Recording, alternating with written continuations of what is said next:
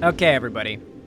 So as of late, we've been getting into just a lot more hardcore politics stuff. I've been trying to move away from drama as much, and I've been talking about contraceptive rights, been talking about Republicans attacking abortion, Republicans attacking the rights for trans people to have access to gender-affirming healthcare, Republicans outright attacking the right for trans people to exist, like trying to criminalize it in a lot of different ways. Very clever roundabout ways, but still very blatant what they're trying to do. We've just been, oh, and of course Ukraine too. So that's foreign policy. So we've really been getting into like the hardcore politics stuff lately, and one of the things I've wanted to get into more in that realm is discussions around police brutality. You see, up until this point, my coverage of police brutality has been very circumstantial, right? There's been a case of police brutality that's occurred, it's getting a lot of attention, let's cover it and give it more attention. Or maybe there's been a case that's not getting enough attention, so we cover it to try to get it more attention. But that's not really the best way to tackle this issue. Because a lot of issues like this, particularly in regards to systemic discrimination, actually go back really far and have a very in-depth and very storied history to them, right? So for example, if you look at the state of racism in this country today, that is not just like an event that stands on its own in our modern day. The events, or the reason that's a thing now, is because of a line of events that led up to it. It's a story. And when you cover it like it's a story, and you show the connecting dots, it becomes way more obvious who is in the right and who is in the wrong. And I think it gives a more all-encompassing, wholesome understanding of the situation. Now, recently, Big Joel, very good YouTuber, makes good lefty content, made a video called The Minneapolis Police, a Criminal Organization. Now, I was thinking about watching this on my own time, but I had it sent to me and asked that I watch it on stream. Because apparently, not only do you guys want me to watch it, but apparently at the end of this, Big Joel requests that lefty live streamers react to it live to help spread the info that he is covering in this video. And, I mean, he seems to want us to react to it, so yeah, I'm gonna cover it. I've been interested about this video for a while. I'll go ahead and link the video in the chat really fast, but of course, like, this video will have it pinned in the description and everything. But here's some links to the original video so you guys can go like bomb it and everything. Hey everybody, so today's video is going to be quite unlike anything I've ever made. Recently, in response to the killing of George Floyd, the Department of Justice investigated the Minneapolis Police Department and released an 89-page report on their findings. They went through hours of body cam footage, looked through police reports, conducted interviews, went on ride-alongs, reviewed complaints, and on the scale of American police departments, I'm curious, chat, how overfunded is the Minneapolis Police Department? I know that New York's police department has a budget that surpasses many nations' military budgets. How far up on the list is it? Play Big Joel's video in the background? No, I'm a pause Andy. Okay, good to know. And did statistical analysis on the MPD's actions between 2016 and 2022. The report is one of the most galling, horrifying things I have ever read. What you're about to see is not a hot take. I don't have any fancy opinions or original thoughts. I just want this information to be widely known, so I'm going to summarize it for you in some detail. One note before we get into it, Minneapolis is a fairly small city. It has a little more than 400,000 people, and its police force has 571 officers. So, what I like about Big Joel's videos and how he goes about covering these topics, and why I'm glad that we're reacting to this video today, is he has a tendency to, he's very good at narrativizing a situation. Not in a dishonest or bad way, but in a way that helps to take an issue that is very complicated, overwhelming, maybe even dry for a lot of people, and explaining it in a way that just feels like a proper story. He's reading over, like, documents. He has to turn the information in those documents into a entertaining story that people are going to be willing to sit through. And I think he's really good at it. I begin with this bit of information because I believe it is vitally important. As we're about to see, the MPD has engaged in a pattern of reckless and criminal behavior. I will be talking about statistics in this video, but I will also talk about many specific instances of that behavior, and when I do, I want you to remember that this system is not big. It does not have thousands of people. It is about the size of an average public school. Every repulsive thing that I'm going to describe was done by one of 571 people. And with that, let's get into it. So, Is the Minneapolis Police Department the ones who got mega exposed for falsifying a shit ton of tickets? Was that in Connecticut? Okay. I saw a news article about that recently. There was a police department getting investigated for falsifying a shit ton of reasons for giving tickets. It was like, fuck. God, they can really just give any reason they want, can't they? That stuck with me, dude. Minneapolis was George Floyd. Yeah, I know, George Floyd was in Minneapolis. I was wondering, like, what... I was wondering if I was thinking of the same police department. It was the state troopers doing it? Oh, that's like way broader than local. They're the ones on the highways that are like sitting at the traffic stops waiting to pull your ass over. Part 1. Excessive force. The DOJ found that the Minneapolis Police Department had a pattern of using unlawfully excessive force. In 75% of cases where force was used by an officer, the victim did not have a weapon and was not violent. That in many cases, officers used force when it was absolutely uncalled for. Yeah. I have seen a scary amount of videos where it's police body cam footage and the cop is escalating the situation. And the person who, usually in the video, ends up being the victim of several bullet wounds, is, like, doing everything they can to de-escalate. And you just watch the video, like, a half dozen times, analyzing it, and it's just like, holy fuck, there was nothing this guy could have done to not be murdered by this cop. How many videos have you seen like that, where you watch the body cam footage and you see the cops shoot somebody, and you're like, holy fuck, there's nothing this guy could have done to not be murdered by the cops here? There's tons of examples where, yeah, it could have been avoided if, like, the person in question didn't resist or something like that. But I'm not saying that resistance, non-lethal resistance, deserves death. But, like, regardless, the scenarios where there was no way to calm the cop down and prevent yourself from getting shot, those are the videos that I see that scare the fuck out of me. Especially the ones where the person who gets shot was totally innocent, totally unrelated. The Simon Says cop shooting video is really the most terrifying thing I've seen. Like, it's really fucking scary to imagine being in that guy's situation. Unrelated, innocent guy, just drunk in a hotel, cop comes in with an assault rifle, tells you get on the fucking ground, gives you 50 commands, you don't know what's going on, bang, bang, bang, you're dead. Such a horrific scenario. An MPD officer responded to a call that an unarmed black man was trying to light fires in a parking garage. Presumably, he was doing this because he was cold, but the report doesn't say. The officer was familiar with this man, who had been doing this for the last few days, and he seemed annoyed that he was being called to deal with this same guy again. By the time the officer reached the man, he was standing across the street from the garage. I quote here, the officer shook his pepper spray... By the way, starting fires in a parking lot, as police describe it, could literally be arson, like knowing arson, or a guy's literally starting a barrel fire in, like, an empty parking garage trying to stay warm during, like, winter. Like, that's literally the amount of variety that could include. Canister as he approached the man, saying, hands where I can see them, sit on the ground, I'm gonna mace ya. The pepper spray here was not necessary to defend against this homeless man. There is no sense of threat here, the situation was entirely under control. Rather, the spray was quite obviously used as an extra-legal punishment. You made me come out here, you broke the same law multiple times, now you get your punishment. Yeah, the cops do this. The cops absolutely exert an insane amount of force just on homeless people. I lived in Palm Springs for a number of years. There's a big homeless issue in Palm Springs. You see cops arresting homeless people, and sometimes they're really rough about it. Like, there's certainly some homeless people I've seen that are like, should probably be in a mental institution getting help. And they're very clearly dangerous, but like 99% of the time that's not the case. And the cops are just bullying people so poor they can't afford a roof over their head.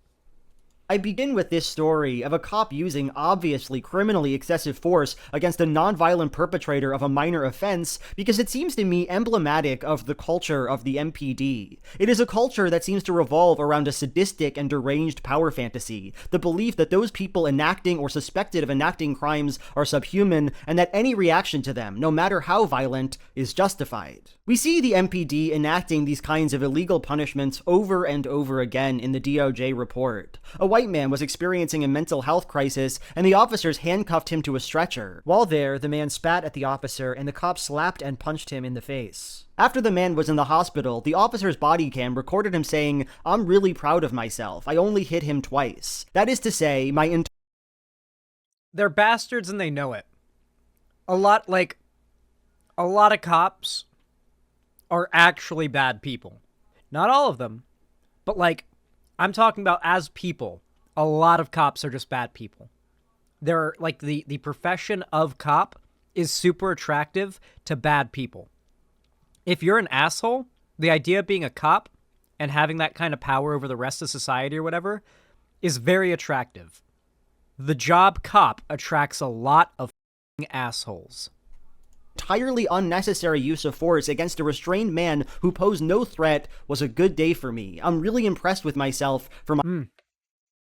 I guarantee you as well, the cops who aren't assholes know what I'm saying is true the most. My own incredible restraint. Some MPD officers responded to a fight in progress and confronted a man sitting on a bench. The guy's nose was bleeding and one officer tried to examine it, but the guy said, "Don't touch me." That was his right. He wasn't posing a threat to the cop, and their prying at his nose wasn't necessary for any reason. If a cop acts like they want to do something, like search you, or handcuff you, or put their hand on you, you are in your rights to say, "I don't want you to do that." But there is very little chance the cop is going to be penalized for breaking your rights. Know that in a situation along those lines where a cop is clearly pushing your boundaries, know that there's a good chance that if you speak up and push against that he might come back with you with a very over-the-top response. It's not uncommon. But to the officers, this wasn't acceptable. One grabbed him by the wrist and pinned his face to the bench. The other pulled his ear and pushed him down. After they handcuffed him, the man asked, "Why are you doing this to me?" And the cop responded, "We didn't want it to go this way. We wanted to go a different way, but you didn't want to cooperate." Of all the examples of the MPD acting like deranged freaks, one jumps out to me more than most. A woman jaywalked and a cop exited his car and followed her. Here, I'll just quote from the document. The officer grabbed her arms from behind and stated, "Stop, you're under arrest." She turned toward him and said, "Huh?" The officer replied, "You play stupid games, you get stupid prizes," as he... Oh, how often you see cops clearly taking joy in their job of giving tickets, arresting people. Cops very often chuckle and laugh about arresting people and potentially ruining their lives. They see it as almost a game. It's a quota that they reach. It's got one. Caught you slipping. Pulled her arms behind her back. She said, "What do you mean?" while turning toward him. The officer then yelled, "Stop," and threw her down, slamming her face into the curb. The officer would go on to lie about this event, claiming that the woman was speeding up, evading arrest, even as the body cam footage showed no such thing. Think for a second. Cops can also get you if a cop is asking you to stop and following you or pulling you over, and you know for a fact they've got no probable cause to, so you just keep going. That's evading arrest. The cop can just say, "Hey, come over here." And just say, because they want to talk to you. And if you walk away or say nope and run away or something like that, that alone gives them probable cause to arrest you. That alone, if they catch you, and they probably will, that's running away from arrest. Retroactively, you will be under arrest, and they will apply that. Yeah. About what the cop said here. Play stupid games, get stupid prizes. It's as though he believes he's in a movie, dishing out tough but necessary street justice, telling people his little one-liners. Looking at the abject abuse of power, you can't help but ask, which stupid game did the woman play? Crossing the street when the light was red? The MPD has a pattern of failing to de-escalate situations. It seems oftentimes that they are actively attempting to make confrontations with the public as needlessly violent as possible. A man broke a fence on a public sidewalk, and when the police showed up, he was compliant with their orders. At one point, though, the man turned around to ask the cops if they were in fact police officers. The officer lost control of the man's handcuffed wrists, and chaos ensued. Quote, "The officer continued to shout at the man to put his hands behind his back. The officer then punched the man several times in the face before grabbing his neck. The man repeatedly pleaded for the..." Every video I've seen where cops have a guy in handcuffs and the guy turns around while the cops have their hands on his handcuffs, turns around and it breaks the cop's grip to turn and look at the cop to ask a question, it always ends with the guy in the handcuffs getting tackled and usually getting beaten. If the cop is behind you and your hands are behind your back, if you turn around, you're going to get beat down. High chances. Every video I've seen where that happens, it ends in a beat down, no matter if the person was innocent or not. If the cop is behind you and has like your hands like this and you try to turn around, you're gonna get your shit beat. You're gonna get your shit rocked. You're gonna get your shit rocked hard. The officer to stop as the two rolled around in a struggle. The other officer drive-stunned him with a taser 8 times for a total of 13.87 seconds, pausing between the 7th and 8th cycle to punch the man in the face. This is a failure of policing at every possible level. Show one example of that? I can't because it's TOS. Like, I can't show a video of the cops caving a guy's skull in while he's in handcuffs. I can't show that. Officers hardly spoke to the man at the beginning. They never stopped to figure out if a real These are literally from r/crazy fucking videos, which is a subreddit where most of the videos are people either A, dying or very nearly dying. Crime was being committed. They never asked questions of the man or tried to figure out what was going on. More importantly, perhaps, even after violence ensued, the officers did not break from that violence for a substantial enough time to allow the man to comply with their orders. There is no reason for an officer to stun someone 8 separate times between punches because there was no time in that process to see if that degree of force was remotely necessary. And obviously, it wasn't necessary. A similar situation. Well, the cops are also trained to exert as much force as possible when they deem it necessary, right? For example, I believe this is also recommended for people defending themselves, right? If you are put into a situation as an American or as a police officer where you have to use a firearm to defend your own life and you have to take someone else's life, you do still have to go to court. It's a whole legal thing. It's not like over and, well, for the cops it might be over and done with after a couple of interviews, but like, and some paperwork. But for the average citizen, it's not the cops come, they see, oh, no, I was defending myself, it's my house, I had to shoot them, and the cops say, all right, sir, we'll get the body bags in and move this person out and get him to the coroner. Hell yeah, brother. We'll get a cleaning crew in after this. It's covered by the state. That's not how it goes. It's a whole legal, like, thing. It's not easy to defend your life by taking another, even if it's legal in America. It's a very complicated process. So, with that in mind, like, I'm pretty sure if you use a firearm to defend yourself, the firearm being fully emptied into the intruder or attacker makes you look better in court because it looks like you were afraid for your life and were exerting as much force as you could because you were afraid for your life. That's always the defense. I was afraid for my life. All I could think about was I thought I was going to die. That is the go-to like thing, right? And so for a lot of cops, they'll empty their magazine. They'll empty their magazine into somebody because it looks like they were afraid or they were trying to defend someone. They were genuinely afraid a life was going to be at risk. So you see that a lot. It's why people are like, why'd the cop mag dump that guy? The cop literally emptied his gun into that guy. He was already on the ground. Why'd he do that? And it's like, because if the gun was empty, then he fired every shot and it looks like he was more afraid. Situation occurred when an MPD officer pulled over an unarmed black woman for performing an illegal U-turn. The woman got out of her car and approached the officers, yelling at them. The sergeant told her to get... Yep, and cops are trained to do exactly that. You shoot until the threat is gone, because if there's a threat, it's to your life. You've deemed that so, and so you shoot until the gun is empty, because it looks like that you were genuinely afraid for your life. It's a very tenuous line of logic, I know, but that's the logic that will oftentimes be used in these cases.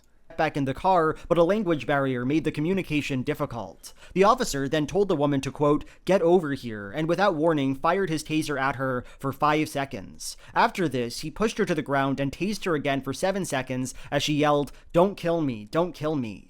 Why did the officer do this? It's entirely unclear. The woman was again unarmed and posed no immediate threat. It was simply an arbitrary and unnecessary show of force. Another taser example, why not? Officers performed a routine traffic stop on a car with a broken tail. I hear so many anti-gun people say the cops behave like this because they think every American has a gun, and it's just not true.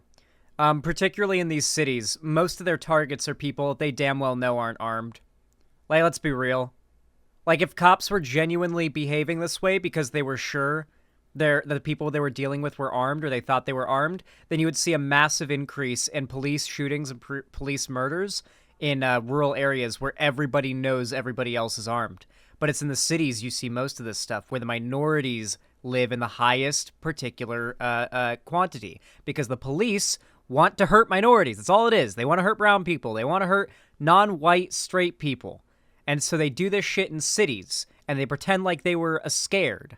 But if the fear of Americans having guns was the real problem, then there would be a lot more cops shooting random people who are innocent in the country, you know, where everybody has a gun and you know it. They wanted a teenage black boy to get out of the car because he wasn't wearing a seatbelt. The kid requested over 20 times that the officers call a supervisor to the scene, but instead of doing that, the cops took out their tasers Don't do that. And the boy... Guys, listen, we all don't like cops and all that, but for your own... If a cop approaches you, you need to immediately go into survival mode. I don't care. You need to flip from whatever mode you're in to survival mode. I don't care how much you hate cops. You are the most pro-cop motherfucker that's ever lived when a cop comes up to you, all right? That's how you need to go into survival mode. You are friendly. You are non-confrontational, but you're not overly friendly. Don't act suspicious. Act normal. Just say, oh, how can I help you, officer? You know, non-confrontational, non-whatever. And all you ask is, how can I help you? If the cop starts questioning you, you follow it up with, am I under arrest, officer? Or sheriff, or whatever it may be. And if the cop says no, you ask, may I leave? And if the cop says no, just invoke the fifth. And if the cop says yes, you're under arrest, you invoke the fifth and say you want your lawyer. You use your right to remain silent, and you get in that cop car, go to the station, use your phone call, get your lawyer. Do not say a fucking word. And don't fight. Don't resist. Don't talk back. Don't ask for a supervisor. Don't try to win. Don't try to win with the cop. You're not going to win with the cop. The winning for you is surviving. Ask if you're under arrest if they don't let you walk away, and it's clear they want to question you. If they say no, you're allowed to leave. And, you know, if they say yes, then comply with the arrest entirely. Don't say a word. Get a lawyer. Use your phone call. Yeah, what if you have no money for a lawyer? The state gives you a lawyer. You know that, right? You know what their Miranda rights are, right?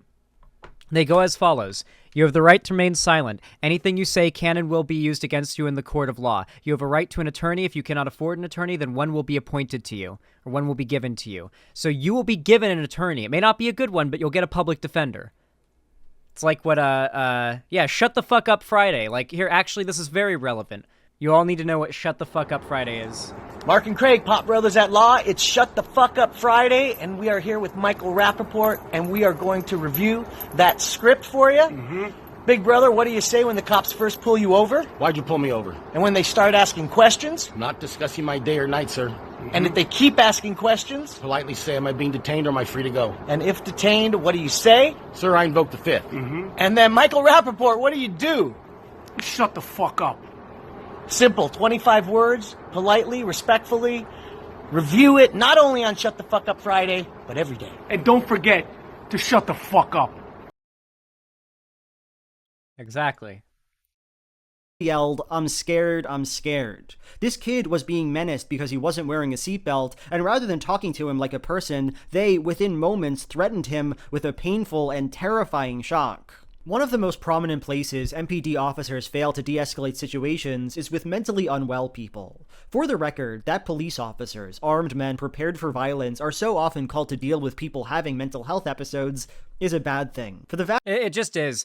And on top of that, the swattings are fucking insane. How many of you are aware of a YouTuber by the name of Woody's Gamertag?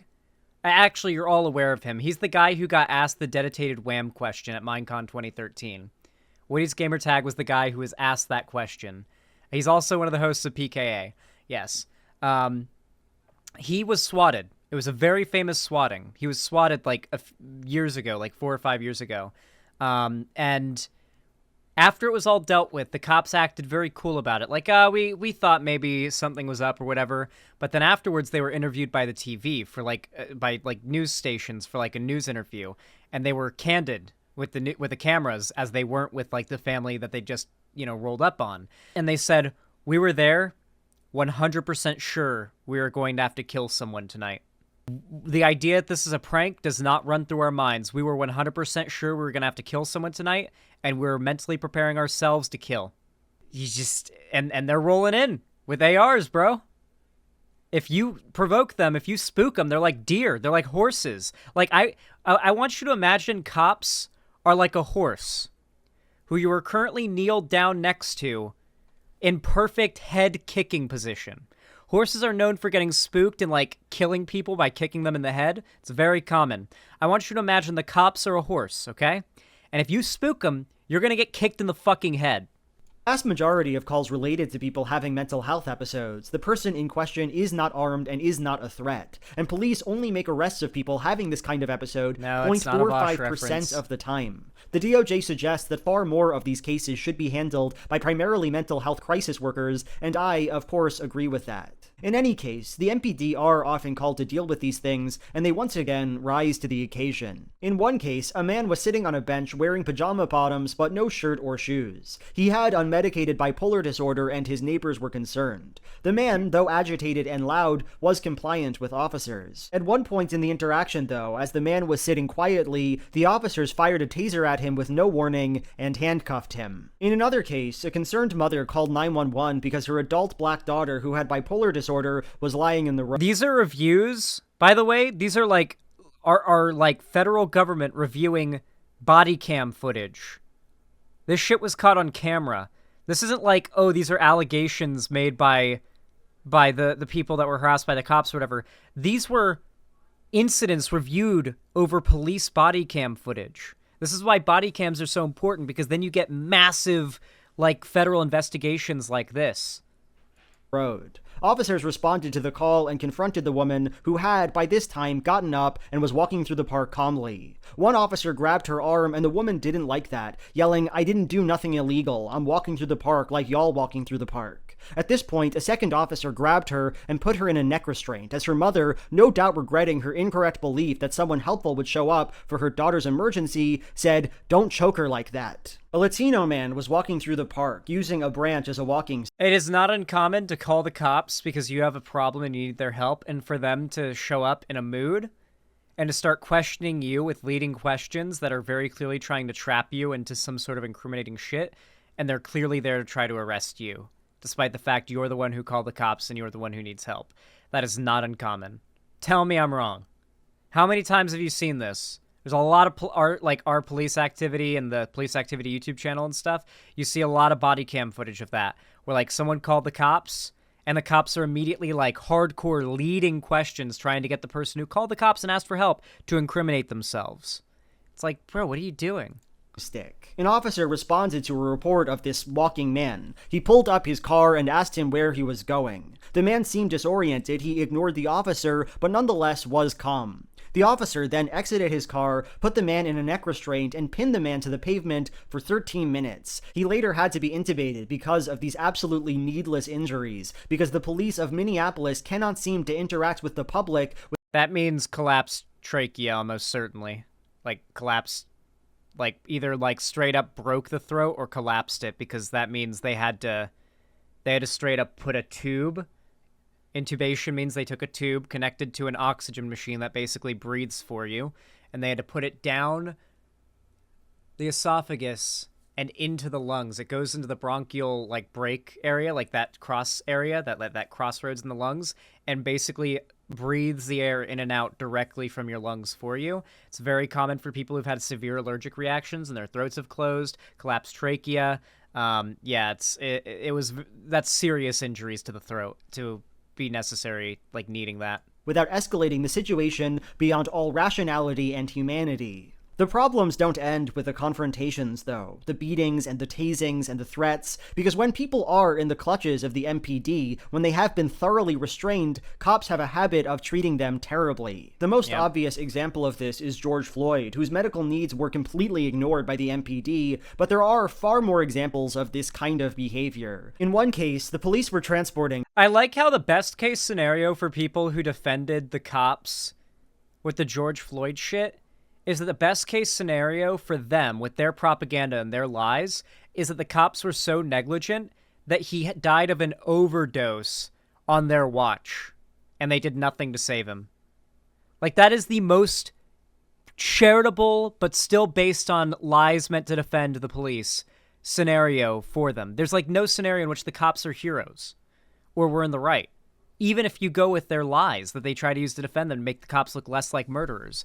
Like, okay, sure, they're not murderers, but they literally watched as he died of a drug overdose if you're arguing your case. Yeah, you're right. Yeah, has nobody pointed that out with all of the propaganda around George Floyd? The best case scenario, if you just take what they say at face value, is so the cops just sat there and, like, watched him die of a drug overdose and didn't do it. No Narcan, no nothing, didn't call an ambulance in, didn't, like, just watched him die. Obviously, we know they murdered him. Like, we know they murdered him. But that's the story they want you to believe. And it's still one in which the cops sat there and watched him die of a drug overdose. And the cops are the good guys? Okay. A diabetic woman to jail. She asked to see a doctor because she couldn't see straight and they ignored her. When they arrived at the jail, the handcuffed woman was limp. An officer took her from the car and laid her on the concrete. As she moaned for help, an officer leaned down and said, "Just so we're clear, since you're playing games, I'm gonna add another charge for obstruct, okay? So you're gonna spend more time in the clink, okay?" When a nurse inspected the woman later on... No, they power trip hard off this shit. They love it. One of the officers said he didn't know if the woman had diabetes, but joked that, quote, "It's why cops will literally put on a sing-songy voice when they arrest people. She's got tons of needles, I know that." The fundamental apathy and derision the MPD has for people in their custody can be seen over and over again. At times, they'll handcuff people, throw them in their squad cars, and slam the door on their heads or legs. They'll leave them unbuckled in car seats so they slide around. In one It's the most common thing I've ever seen with arrests is people who are absolutely 100% complying. Like, they are getting down on the ground, they are putting their hands behind their backs, they are walking where the cops want them to, at the pace they want the cops to, and the cops are still rough with them. Like, it's still like a shove into the back of the car. It's like, I'm getting in, you know? It's not like those celebrity arrestings where they get into the car of their own volition. It's always, like, shoved in there, despite the fact they're very, very calmly and cooperatively getting in the car. It's like, we're not letting you get out at the last second, you know? Like, we're fucking rushing you in there. And it's like, oh my God, just like, he's clearly complying. Just let him walk to the car, like, with your hand on his handcuffs. He's not running away, but you're, like, shoving him, like, forward, despite the fact he's going as fast as you are. 2018 case, they hogtied a compliant black man even though their policy prohibited it. Perhaps most troublingly, the MPD has a habit of ignoring the medical needs of the people whose necks they restrain. The DOJ reports that there were numerous times when people said they could not breathe, and the officer responded, "You can breathe, you're talking right now." I'd actually like to finish out this section. They love that. If you eep out a word, they'll say you can breathe, because you can talk. And then they'll put more pressure down, because that's too much air you're getting. By talking a bit more about neck restraints, because their use, I think, represents the MPD at its most belligerent. Neck restraints are deadly force. They inhibit blood or airflow, which poses a significant risk of injury or death. And the Minneapolis police have a history of using them when they are completely unnecessary. Between 2016 and 2022, the MPD used 100... I'm genuinely curious. Do you guys think anybody would be getting upset at the cops if they were using neck restraint in scenarios where it was justified? Like, let's say the cops are in a bar. Like, they get called to a bar. There is a guy who is drunk out of his fucking mind. He is a 400-pound gorilla of a man. It's Joe Rogan, drunk out of his mind, throwing chairs at random women, and just he's just trying to attack everybody. And the cops are like, well, we could shoot him, but that would be death. So let's try to physically restrain him, right? And they put him into a headlock to, like, knock him out because that's the only way they can do it. If that was the kind of scenarios in which cops were using neck and head control to try to, like, restrain people, I don't think anyone would be losing their shit. There would not be federal investigations. There would not be movements against this police department. But they're using it in scenarios where it's not justified. Sometimes the cops are going to be put in scenarios where they have to fucking improvise to save a life. That is understandable. That is their job, is to be able to improvise and do the best thing possible to save lives. However, the evidence here shows they are not doing it in those scenarios. They are doing it for fun, to people who it is not necessary to do it to. 98 neck restraints, and in 44 of those encounters, they did not even make an arrest. Sit with that baffling statistic for a moment. I'm not saying here that in the other 154 cases, the police's neck restraints are reasonable. The DOJ makes very clear that most of them were not reasonable. But in almost a quarter of these cases, the police performed a potentially lethal action on someone who they did not even go on to arrest, who presumably committed no crime at all. Let's see. Did you guys hear about, The fact that, oh my God, this was the most horrifying thing. There was this, I forget where it was. This story is very fuzzy in my mind because I learned about it years ago, but it stuck with me. Like, the main bits of the story stuck with me. It was this little girl in, like, elementary school, maybe second grade, first grade maybe. I don't exactly remember, but young, right? She was black. And for some reason, for some bullshit reason, the cops came to the school and they arrested her. I believe it was because a teacher felt intimidated by her or something. Really stupid. The cops arrested her. They put her in handcuffs. Now, even though she didn't get sent down to the station, this still counted as an arrest and is on her record. I don't know exactly what... I think it was state law where minors who commit crimes, it's on their record permanently. And an arrest counts as committing a crime, and it's on your record. The arrest, just having been arrested. Literal second grader, first grader maybe, permanently has arrested, an arrest on her record. It's bad. Like, how old was she? I don't remember, but, like, young. Like, you'd look at her and be like, no way. She was 7 years old. Let me look it up. Oh, it was in my home state. Isn't that great? Well, here's a picture of the kid. So that's what I mean when I say you would be like, wow, no way, if you saw her. Like, this is her. Let me read the article. Florida police officer arrested and handcuffed a 6-year-old black girl for a tantrum in class. Orlando resident Marilyn Kirkland was shocked last Thursday to learn that her granddaughter had been arrested at her elementary school. Kea Roll, who is 6 years old, was throwing a tantrum in class and kicked a staff member when school resource officer Dennis Turner handcuffed her, put her in the back of his cruiser, and drove her to a juvenile detention facility. White girls in middle school who were massive bullies would assault other white girls in middle school and not get anywhere near this much trouble. I got kicked in the shin by this one girl who was a known bully. White girl, of course, wealthy white girl. She used to, like, bully every other girl in her grade. And she would also bully a lot of the guys that she clearly was attracted to. And I think she might have been attracted to me because she kicked the fuck out of my shin for no reason one day. We were walking, like, from out of the portables, and there's these ramps that come out of the portables. I was standing on the right side because she was in the class leaving the portable. I was in the class entering. And she walked by, looked at me, and then all of a sudden I felt just this searing pain in my left leg. She had just kicked the shit out of my shin. And she was wearing, like, boots. And I was just like, fuck. Our parents went to the principal's office over that. I told my mom about it, and my mom talked to her mom and the principal and the vice principal in the office over that, and that girl didn't go near me again because I was not gonna put up with that fucking shit. She was a vitriolic bitch, okay, and I had no shame whatsoever about being like, Mom, take care of this shit. This is not gonna fly. That shin kick.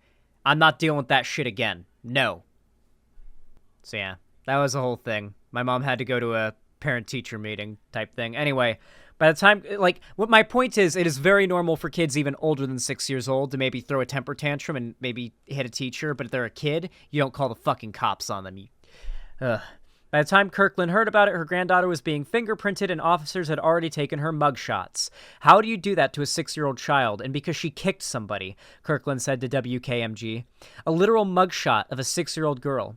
On the phone with Turner, Kirkland tried to explain that her granddaughter had sleep apnea and was having behavior problems due to exhaustion and lack of sleep. She was a cranky little kid. According to WKMG, Kirkland said she has a medical condition that we're working on getting resolved. So he says, what medical condition? I said, she has a sleep disorder, sleep apnea. He says, well, I have sleep apnea and I don't behave like that. That's what the cop responded with. I have sleep apnea and I don't behave like that. You're a grown man. She's a 6-year-old girl who hasn't had her fucking nappy.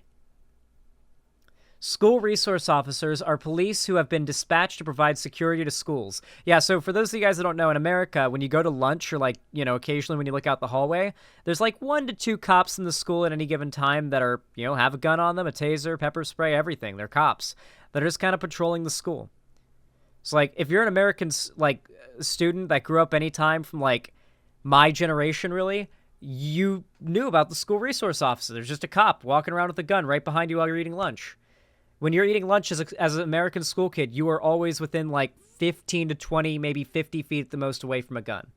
It's on the hip of a cop, but how comfortable does that make you feel? What? You guys are at... Wait, are you guys serious? Hold on. You guys don't know this? School resource officer in school lunchroom. We had 2 school resource officers at my middle school that would just shadow us and look over our shoulders while we ate. Here's a real propaganda-y one, so you guys know this isn't like staged to make them look bad or anything. This is just what they do. We had 2 at my school because our school had a tendency to have fights out on the basketball court after lunch. So we had 2.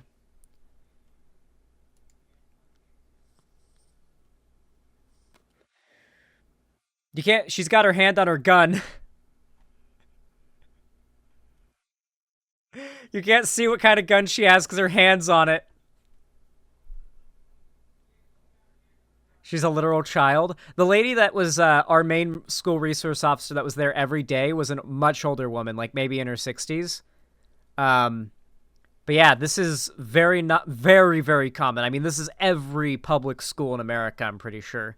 And they're like, if you're eating lunch, this is actually a really nice lunchroom, by the way. Like the tiered, like layers, that's dope as fuck.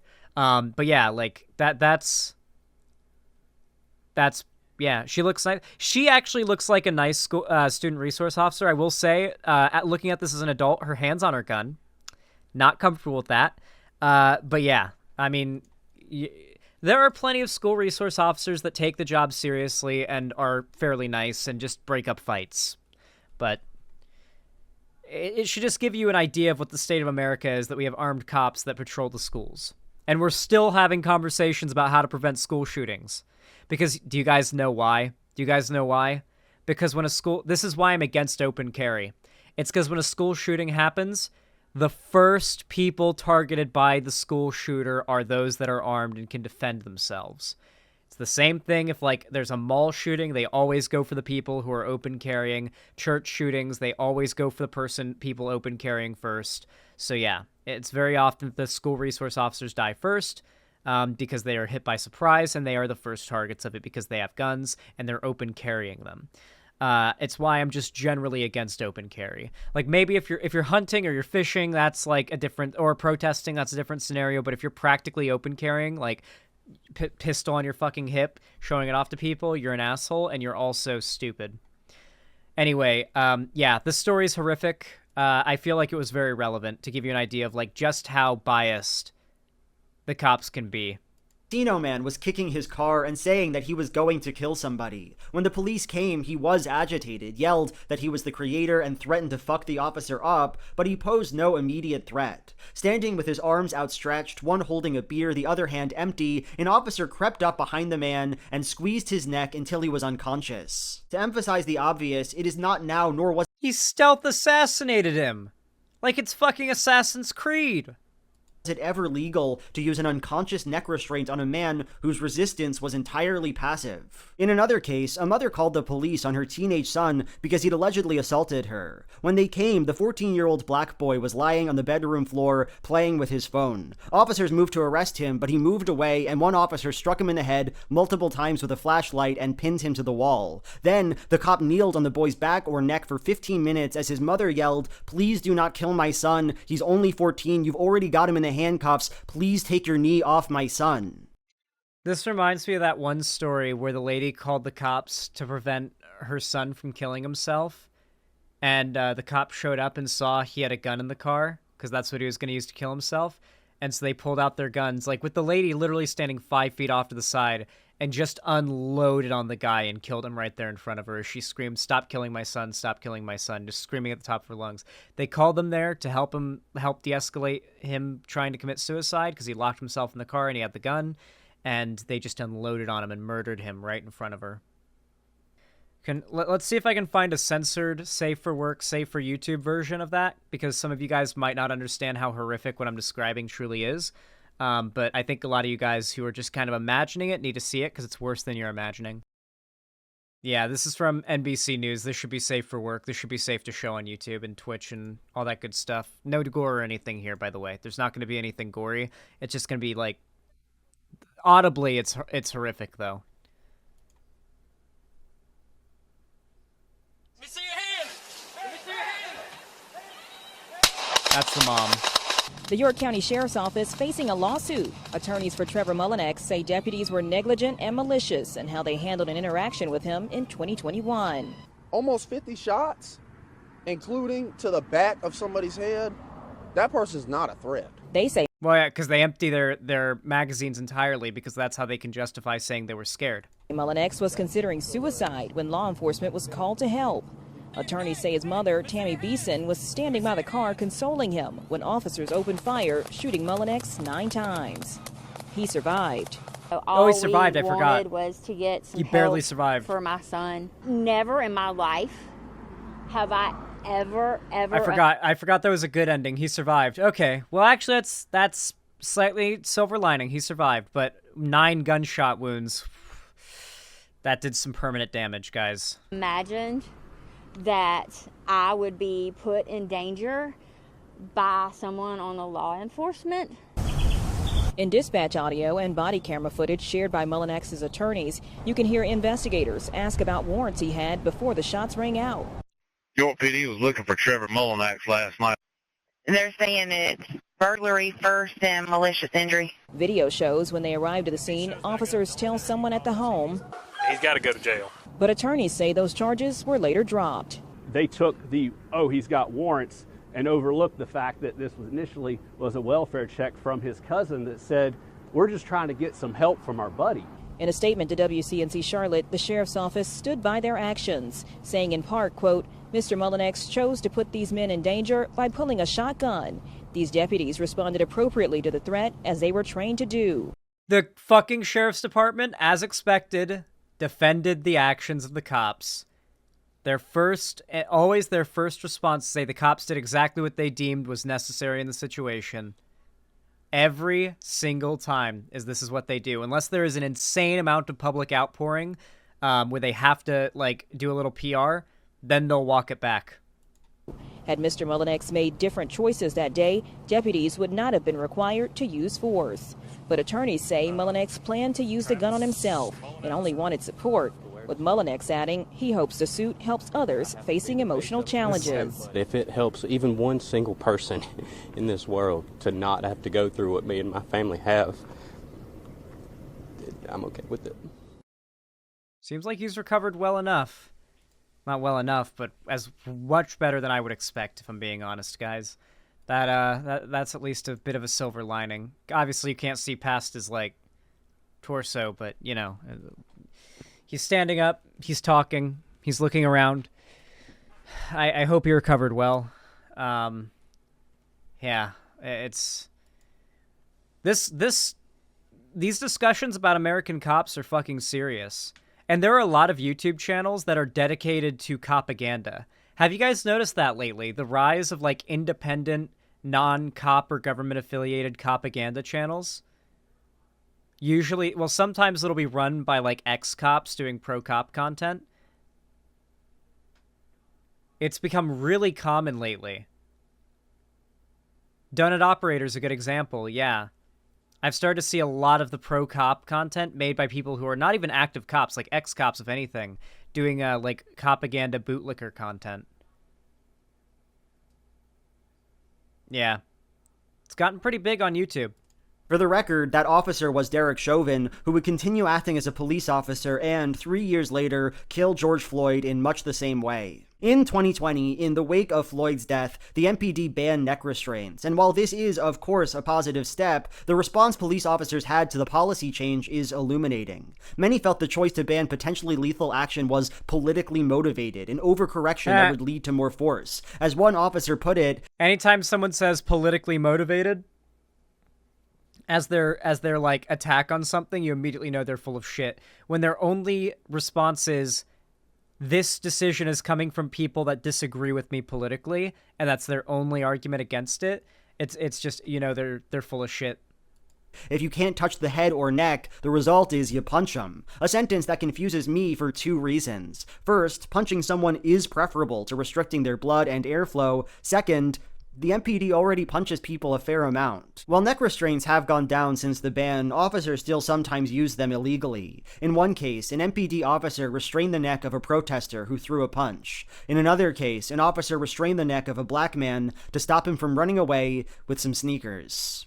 Part 2. Freedom of speech. As you might imagine, the behavior of the Minneapolis police tends to make people pretty mad. Especially in the wake of George Floyd, folks like to protest the MPD. Journalists cover them a lot. People say mean things to police officers. I know what you're thinking. Sure, these police officers seem kind of iffy, but they would never go against the First Amendment. Surely this section will be about the one really dope thing about the police. No, unfortunately not. In the shock of a century, the MPD is not good about honoring people's freedom of speech. I don't know why I wrote this extremely dumb joke lead-in paragraph for this section. I think it's just because the Minneapolis police are almost comically pathetic about this issue. They show time and time again an outright derision for basic freedom and a willingness to bully people who act against their wishes. The MPD has a pattern of inflicting violence on peaceful protesters with no discernible justification. In one case, officers told a protester to move back, which she did. Then, one of them started pushing her, and when she said, "Don't fucking push me, asshole," he pushed her harder, knocking her onto the pavement.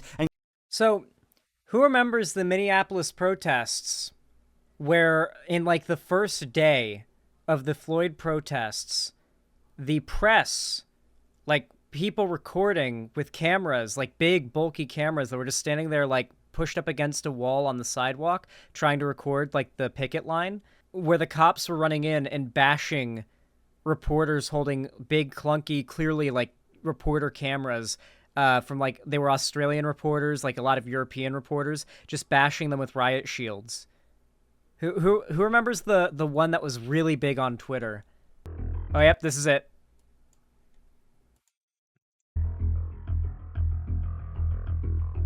Here, it's there, yeah. He's just got the camera and they're just they just bashed him in the back of the head with a nightstick. Oh, right in the gut.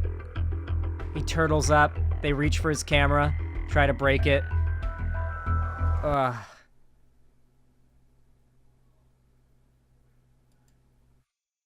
Ooh. That was June 1st, 2020, guys. All the way back during the protests. Feels just like yesterday. A lot of people got hurt. It was horrific. And causing traumatic brain injury. The police like to do this shoving thing. There are 2 other cases of it at this same protest. In one, officers ran behind a protester and forcefully shoved him in the back. In the other, they shoved a guy who was recording the police. Yep. The MPD isn't always so confrontational, though. They also have various generally non-lethal projectiles. It happened a lot. Do I get a reward? Oh yeah, minimum bolts. I'm going to give you a contributor after this segment. Remind me, please. At their disposal, and they regularly use them against peaceful protesters. For example, one officer shot... Who remembers the gas? Remember when they were launching tear gas canisters, the protesters en masse? Creating entire, like, waves, like streets flooded with tear gas that would just choke you out and make your eyes, like, fill up with, like, tears.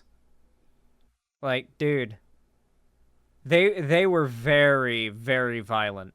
Rubber bullets at a distant crowd. Visibility was low, and he had no clear target. He was just kind of shooting and letting fate decide. Nearby, a journalist was hit by a rubber bullet and lost her eye. Yep. The Minneapolis police... Wait,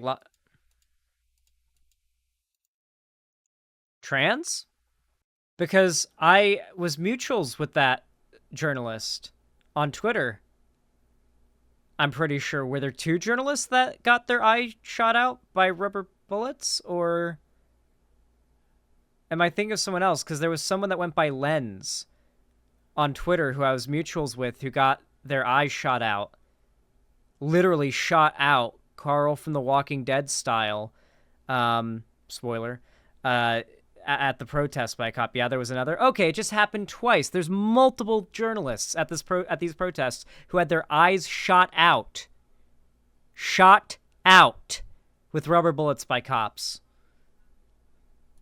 And lost her eye. The Minneapolis police seem to revel in this ability to commit indiscriminate violence. During the George Floyd protests, one officer encouraged another to throw a flash grenade at a crowd of protesters, and the officer responded, "You mean throw one? I'll just fucking throw it. They'll scatter real quick." Later on, the officers congratulated one another for hitting fleeing protesters. "You hit him. Nice." And this sort of attitude pervades the force. In one case, a sergeant told an officer, It's a game to them. It is a game to them. "Officer, I'll give you a pack of beer if you hit the protesters with a 40mm. In another, a different sergeant encouraged officers to shoot rubber bullets, quote, "in the junk." The MPD isn't just opposed to protesters, though, but also to the people who record and cover their actions. The police confronted a journalist who was filming. He shouted that he was press, and he held his badge up, and the police pushed his head into the pavement. When he continued to yell that he was press, a cop pepper sprayed him directly in the face and walked away. In another case, an officer pepper sprayed a man for recording them. When he refused to leave, they threw his phone off a bridge. While there are more cases I could name, they saw these protests as open season to just spray every bit of brutality they want to onto the protesters in the form of rubber bullets, gas canisters, pepper spray, mace. They were just spraying it into crowds. There was a point I remember where I believe people were like collecting the shit back up and throwing it back at them. Like, I think they were like putting out cups or umbrellas or something that like inside out umbrellas to like catch the shit as like a shield and then throw it back onto the cops. I saw a couple videos of the cops getting doused with the shit, and they're like covered. Like, you'll see the videos of the cops where their riot gear is dripping with this orange goop. Mace is orange, so you just see them dripping in orange goop, like they're like the soldiers out of Starship Troopers or something.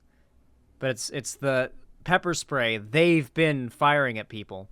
It's assaulting an officer. Oh, it's super illegal, but when you're in like a massive line of people that are all fighting the cops, then, you know, if you don't win, you're definitely getting arrested. That's the logic that people have there. I'll end this section with what I see as the embodiment of the MPD's relationship to freedom of speech. The cops responded to a disturbance call about a college party. There, a 19-year-old yelled, "Fuck the police." One officer grabbed him, and the kid correctly affirmed his right to say that, but the cops disagreed. "No," an officer said, "you can't." Another officer put the teenager in a neck restraint, and he screamed that he couldn't breathe. Later on, as the kid was in the back of a cop car, one officer said, "Hopefully you can tell your friends when you say fuck the police. Now you understand that's actually not legal unless you're in a riot or a display of protest." Wait, really? He said, now you know when you say fuck the police, you're not allowed to say that unless you're at a riot or a protest? That's not how the First Amendment works. Holy fucking shit. Part of me can't help... Listen, I don't expect every cop to know every single law, but I expect them to know the First Amendment. It's the first base rule that our country functions on, and it goes beyond law. You know, I expect them to know at least the First Amendment. But wonder what motivated a sentence like that. Was this officer straightforwardly lying, saying people weren't allowed to yell fuck the police because he wanted to bully a kid? Or did he believe it? Are the Minneapolis police so brainwashed, so authoritarian, that they truly think it's against the law to be mean to them? Part 3. Racism. Minneapolis is a city of extreme racial inequality. Black people make, on average, 44% as much as white people do. 25% of the black population owns houses. Minneapolis is one of the most racially, socioeconomically fucked cities there is. The amount of, wealth disparity and racial divide in regards to who has that wealth is very stark. It's why you will find in certain areas of the city a significant amount of crime. It depends on where you're looking, though. Typically, if you're trying to do a criminological analysis of a city, like a large city like Minneapolis, you can look for certain types of crime in certain areas because certain crimes are committed for certain reasons. So if you look at really bad neighborhoods, and by bad neighborhoods, you know what I mean. I'm talking like really low income, you know, generally like you look at it and the property values aren't very high, like that doesn't always mean crime, but it can oftentimes lead to that. If you see a neighborhood like that, bordering a neighborhood that is very wealthy, usually on the other side of a highway overpass or a train tracks or a bridge of some kind with a small like river or like a wash or something, that's very often the type of very stark border you'll get between a very not so wealthy neighborhood and a very wealthy neighborhood. This type of wealth disparity right on top of each other tends to lead to a lot of property crime, robberies, trespassing, break-ins, not a lot of violent crime. When break-ins and trespassings and robberies happen, the vast majority of the time, these things are happening when, like, after long stakeouts of a place to ensure the place is empty. People who are breaking into houses and stealing shit do not want to break into an occupied house. They're waiting for it to be empty. They break into houses while people are on vacation. No cars in the driveway, no sound coming from inside, no lights on at night, things like that. It's why just having a dog, leaving the TV on, and turning on your lights is so important when you leave the house, because that alone that'll do 90% of what you need to ensure your house doesn't get broken into while you're gone. And of course, locking your door will do the rest. But if you look in areas that are more solidly located in a bad area, so for example, if you look at, I don't know, like if you went to like the south side of Chicago, like the core of it, the heart of it, most of the crime you're going to see there is going to be some level of violent crime or property crime with violent crime or threatened violent crime, on top of that, because that's not generally going to be people stealing from each other. These are areas where, and conservatives make this into a whole like racist racial thing, but I do think there is a validity to lefties talking about this and not being afraid of getting called racist. But gang violence is a serious issue in large cities, in low-income areas predominantly populated by people of color, particularly because young men, it's almost always young men, usually around middle or high school, who do not come from the best family life. They don't have a lot of money. They don't have the best opportunities, right? They see crime, and the influences around them are also acting as a pulling factor, as the only realistic way to achieve a good life. They're not, like, much of the time, it's not just to get by, it's to achieve a good life like anyone else would want. And sometimes crime seems to be the best way to achieve that. And because of that, gang violence is pretty common in those more like very much centralized areas that are not affected by that wealth disparity as much, or not so close to the wealth disparity. And you see a lot of gun violence and homicides in cities are just gang violence. A lot of it is gang violence. And so the solution there is to eliminate the socioeconomic problems that have long since, for literally hundreds of years, been preventing particularly black people, but there's a lot of other minority groups that have been affected by this as well. But let's, like, 99% of the time, 95% of the time, to be fair, black people are the victim of this shit. Solving these problems, like, for example, schools right now in most of America, their funding comes from taxes paid by property tax. It's property tax money. That is what goes to pay for schools. That's how they're funded. So if there's a school zoned in a bad district, like a bad neighborhood, low income, it's just not that wealthy, the income tax being paid on that property, or the property tax being paid on that property, is going to be a lot lower than the property tax being paid in a nicer area, which is valid to an extent. You want wealth going to the schools, that's good, but the fact that the schools in less like high income areas, like schools in low income areas, are subject to these lower standards is a huge problem, and it feeds into it, right? Like, how are you expected to break out of the glass ceiling you were born under if the textbooks at your school are 10 years out of date and have a bunch of cocks and balls drawn on them? You know? That is not uncommon in a lot of underfunded ass inner city schools, dude. Like, we need to acknowledge these core socioeconomic issues that contribute to particularly gang violence. When you look at, like, the more core of these, like, low-income neighborhoods and the property crime that is so prevalent at the borders of these low-income neighborhoods and these higher-income areas as well. If you alleviate the financial stress, the vast majority of this crime goes away. Kids aren't getting into gangs. people aren't stealing in order to get by.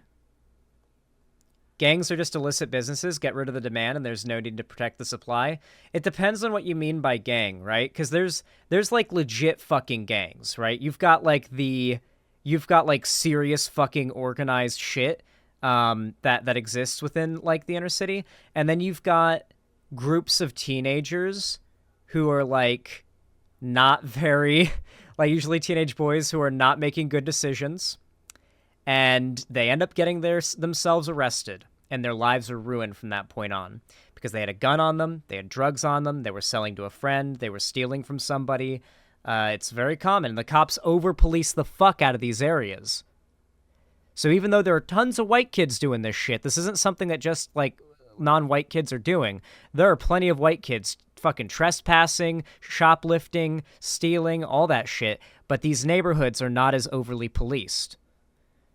These low-income neighborhoods have cops roving through them, catching teenagers doing even the slightest thing wrong. And so you see a lot of these like 12, 13-year-olds who just got in with a group of older teenagers who just have some bad influences around them that end up getting caught by cops, and that kid's just got his rap started at 13 years old. What do you do there? What do you do when you're 13 years old and your criminal record just started?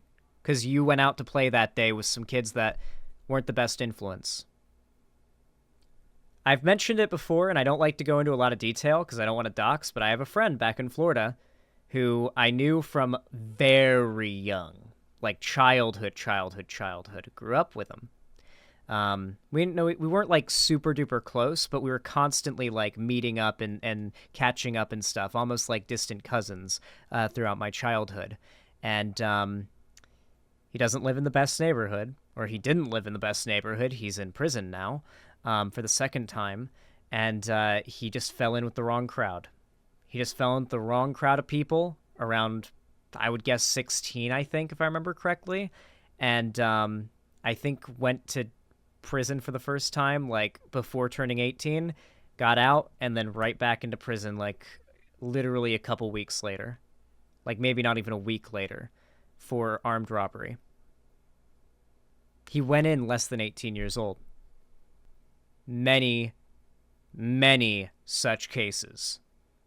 Juvenile detention legit should only be for kids who are threats to society. Yeah, like they should be sent to like a mental institution, like with the grippy socks. Unless they're literally swinging at people and a danger to others and themselves, and well, especially if they're a danger to themselves, they should be sent to the grippy socks place. Whereas 77% of the white population does. Native Americans, and I use that term here because it's what's used by the DOJ, are a similarly marginalized population. They too make about 44% as much as white people do, and are 18 times more likely to be homeless than white people are. These inequalities cannot merely be solved by making the police better or by abolishing them. They must be tackled in their own right, combated with resources and policy changes designed to rectify the outcomes of historical and current-day injustice. That said, the Minneapolis Police Department is part of the problem. They are very racist, and that, obviously, is what I'm going to talk about today. The police perform far more traffic and pedestrian stops on black and Native American people than they do on white people. They stop black people 6.5 times more and Native Americans 7.9 times more. Even more troubling, the funny part is, as well as the racial disparity goes away at night, every single traffic stop study that I looked at a really big one for my preparation for a debate I did with Actual Justice Warrior, and I think Nuance Bro, with Ben Burgess on the topic of racial injustice, racial bias in our justice system. Sorry, I always mix that up. And so literally in every case, the racial disparity in and who gets pulled over disappears almost entirely at night when you can't tell the race of who's driving. It's so blatant, dude. And with window tint too. Yeah, window tint at night makes it like either like it makes it impossible to tell what your race is, so you just see a silhouette. The MPD stops black people. I remember that debate. You did really good in it, Zan. For some reason, I remember that debate. Like, I remember myself not doing poorly, but doing like meh. I remember thinking like meh afterwards. But then I've seen clips of it, and I remember like in the clips I'm popping off. So I guess I just like gaslit myself into thinking I didn't do as well or something. I don't know. But yeah, people tell me I did really well in that debate often. People and Native Americans with no arrest or citation extremely often, around 6 times more often. That is to say, the police of Minneapolis have a habit of stopping these people for no reason at all. You may think this point about stops is somehow minor. It's not flashy in the way excessive force violations are, but it is extremely important. For one, it speaks to a pattern of routine. It shows demonstrably a statistic number, like you can point to proof that the cops arrest less brown people when they can't tell the race of the drivers. Like, you could just point to that evidence. Teen victimization and prejudice. The MPD regularly perform what are known as pretext stops for minor violations that are actually done so as to investigate supposedly suspicious activity. And the fact that the MPD does this kind of stop, and usually does so on Black and Native American people, represents a culture that sees these people of color as inherently guilty and suspicious. What's more, every stop that the police perform is an opportunity to enact violence, to menace someone, to let things get out of control. To make things worse, the MPD are far more likely to search and use force against Black people and Native Americans. The cops use chokeholds against these people around 10 times more than they did against white people. Even Black and Native American kids are more likely to be victims of force. Compared to white adults, POC youth are around 180% more likely to have bodily force used against them, and around 500% more likely to have guns unholstered or pointed at them. Remember that one little girl who was spraying, like, the neighborhood with soapy water, just like a soapy water solution to get rid of like an invasive aphid species or something? I think that's what it was. It was for like a school project. She was just walking up and down her street, just spraying some of the like leaves with some soap water, and then the cops showed up and like tried to arrest her. I may have a few details mixed up there because I don't remember it entirely, but I remember it being fucking horrible and egregious. Yeah, remember that, Xander Hall? It was really sad. Did I get the details right? I remember this. It was for the trees in her area. They had some kind of disease, and an old man called the cops on her. Yeah, there was like a rot or a disease in the trees, and she was like curing them as part of her school project, and she got the cops called on her. I'll emphasize, that comparison is to white adults. The rate at which white kids have force used against them is far, far lower. A Black teenager allegedly took a $5 burrito without paying. A plainclothes officer then held him at gunpoint. When asked if he was really a cop, he said, "Really? How many white people in the city of Minneapolis have you run up against with a gun?" He also reportedly said, "If he doesn't steal today, he will steal tomorrow."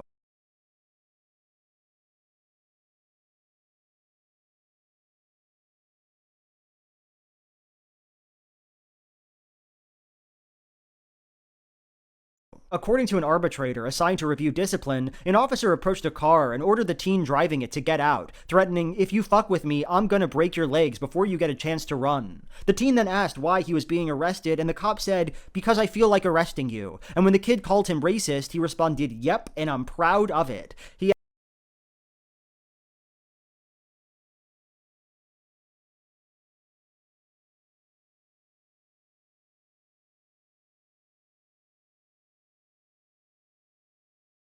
added, "Do you remember what happened in Black Hawk Down when we killed a bunch of you folk? I'm proud of that. We didn't finish the job over there. If we had, you guys wouldn't be over here right now."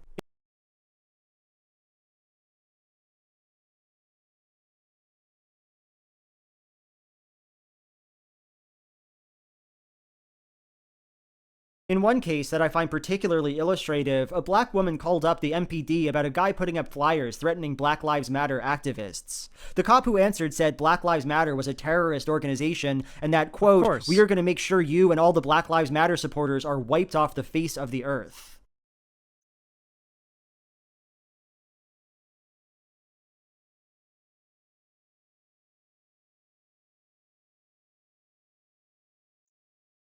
Here, we can see that the Minneapolis police are not merely racist incidentally, they are, in some cases, political activists devoted to that cause, devoted to opposing racial progress. The MPD has never reported racial demographic information enough. From 2017 to 2020, they failed to record cases of the people they stopped 30% of the time. But after the death of George Floyd, after concerns about the MPD's racism became national... Wait, that just said Black Lives, didn't it? Wait, you're right. Holy shit.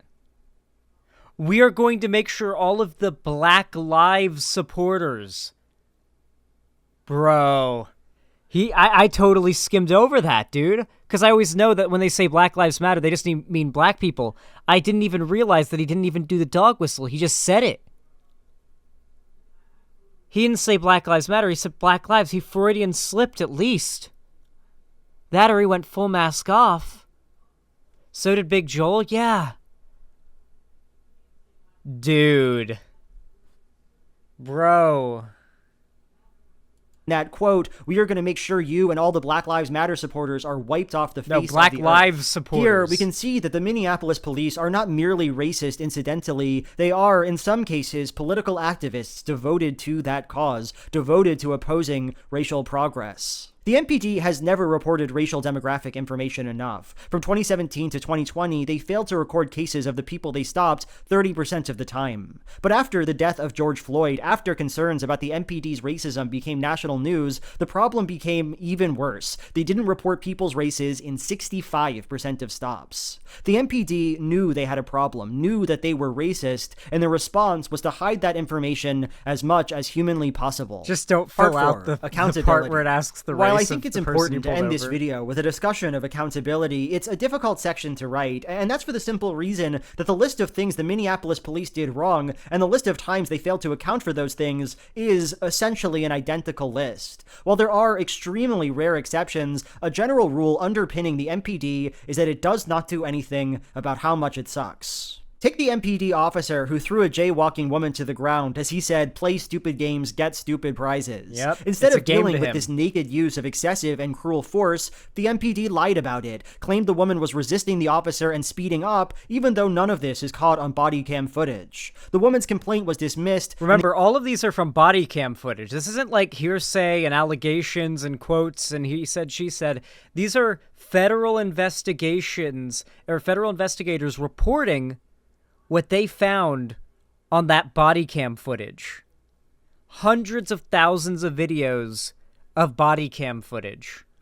The officer was recommended for non-disciplinary coaching. Take the officer who pushed a peaceful protester to the ground, causing traumatic brain injury. He claims that he gave her a slight push, that she was advancing toward the cops, and that she refused to comply with their orders. These claims were corroborated by other police officers, and the supervisor who reviewed the incident said this account matched the body cam footage, even as it did nothing of the sort. That officer is still on the force. Take the MPD officer who responded to a woman's complaint of some threatening signs by saying that Black Lives Matter was a terrorist organization and that they'd wipe her and all BLM supporters off the face of the earth. That woman filed a Black Lives supporters, not BLM. Black Lives supporters off the face of the earth. That's what the cop said.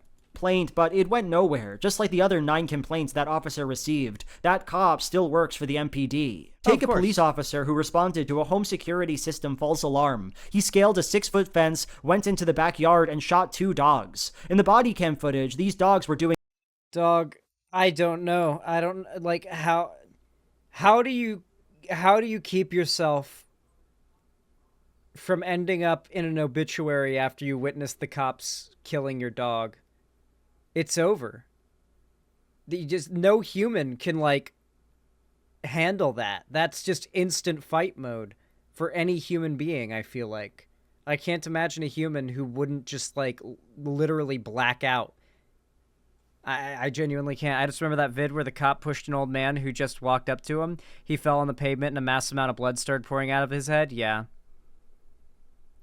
That's like killing a child for a lot of people. For a lot of people, it is pretty much like you just shot their child right in front of them. Like their child, like their baby, like their literal child in front of them. Yeah.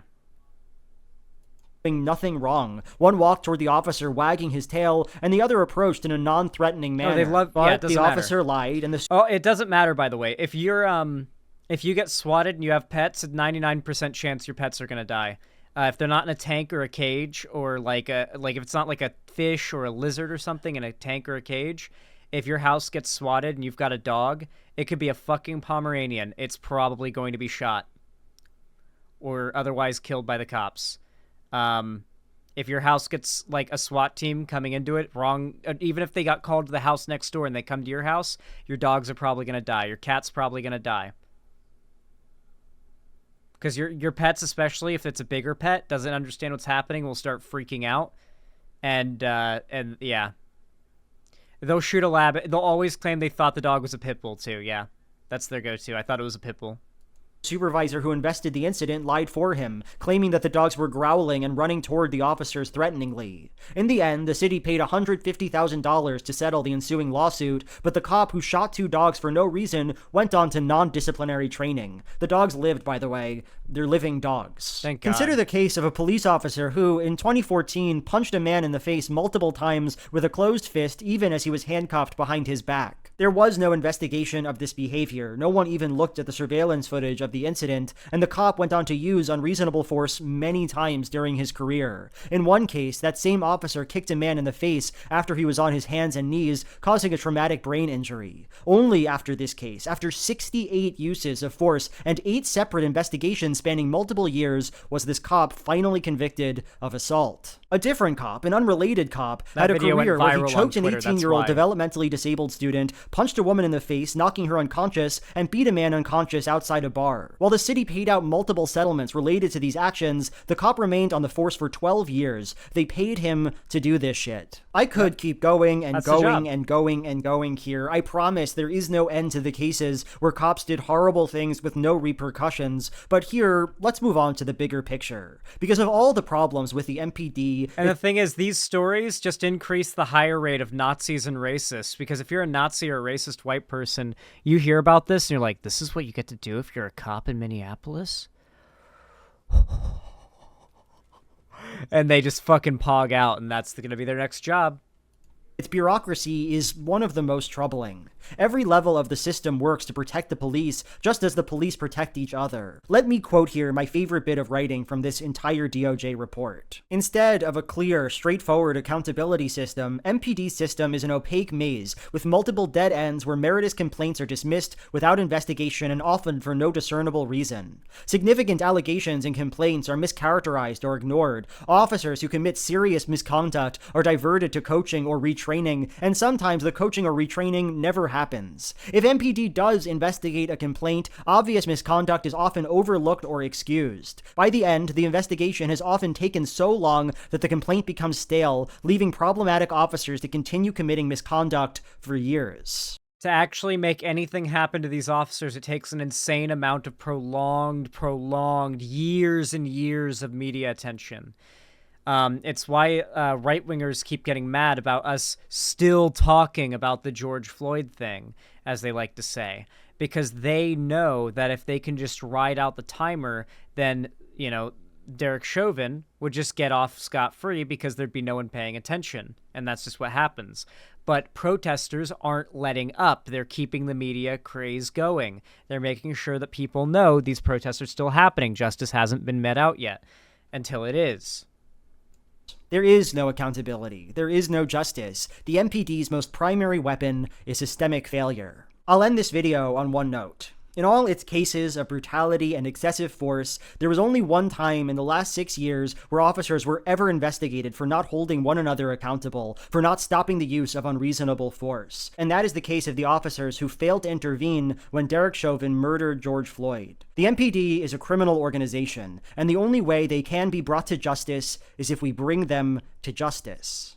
Yep. So that's the end of the video. I hope you enjoyed it. It's definitely different from other things I make. That was a good video. But I think it's important, and important in a way that quite... No, man, make more videos like that. That went hard as... I hate when I see a YouTuber make a banger-ass video and they say, yeah, this wasn't really like the videos I normally make. I probably won't do this again. It's like, no, that was great. Make more. Literally none of my videos ever have been. If you did like it, feel free to like, comment, and subscribe, and maybe sign up for Nebula if you like. I have a bonus video out this month, which is surprisingly long, about a very bad Blair White video. Really just a shockingly bad Blair White video, and I talk about it for a while. I don't necessarily love doing this right now because of the nature. It's just, I don't want to paywall any of my political activism. I want, like, any content I put behind a paywall, to otherwise be accessible publicly, like videos going up. Like, obviously this, you know, my VOD's going private except to members. The videos are still up and available to people publicly when they go up.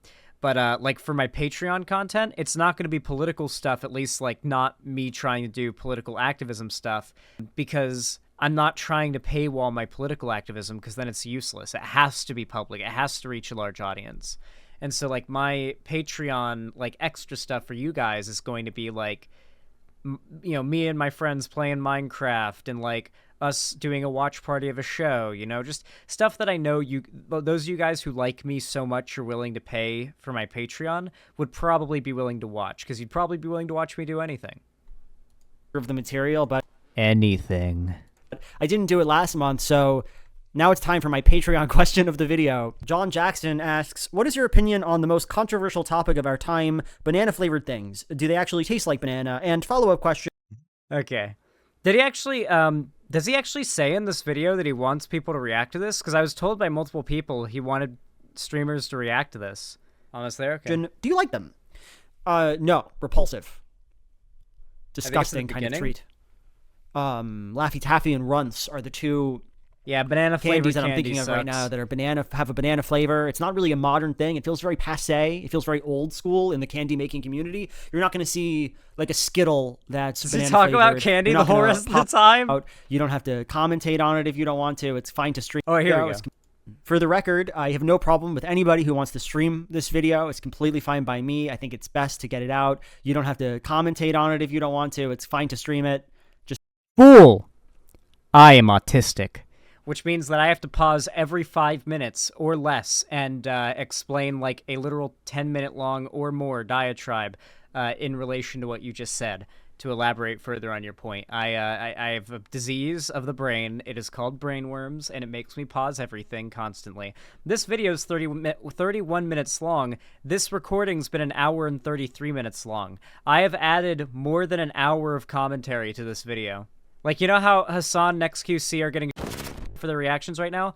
This video is 31 minutes long. This recording is an hour and 34 minutes long.